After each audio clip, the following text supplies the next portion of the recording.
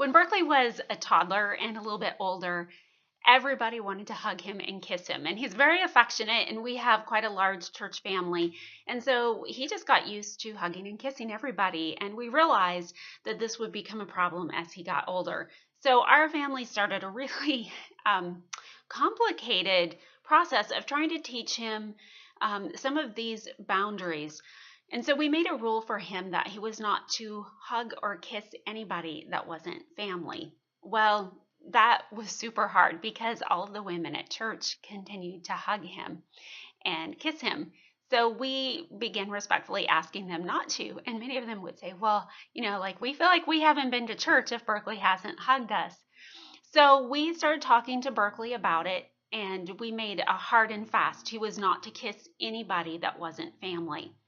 But if someone at church, someone he knew well, wanted to hug him, he could hug them back. And it just seemed like this really kind of complicated because there's people outside of church and there's family and there's super close friends. But you know what? Berkeley got this just amazing intuition about who wanted to be hugged, who it was appropriate to hug. And he really understood that. Like he could kiss his mom and sisters and his brothers and dad on the cheek, but that was it, nobody else. And so fast forward many years, and it has worked out really well. I don't see him ever making people uncomfortable with his hugging.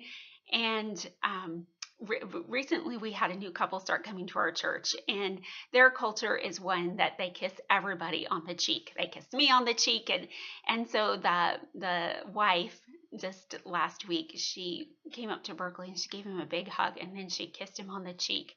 And my mom happened to be standing close by, and Berkeley backed up and he said, "No kissing." And my mom immediately jumped in and explained, and this woman was super gracious, and she said, "I understand, I completely understand." And then she asked Berkeley, "Is it okay if I hug you?" And Berkeley said, "Yes." And so that's worked out well. We so appreciate how people have cooperated with us, and I want to encourage those of you who are also bringing up someone with a mental disability, that start when they're young, and it's going to take some training. You might also have to train your friends and acquaintances, but that's okay. Again, I can't say enough how much we appreciate all these people who pour love into Berkeley's life.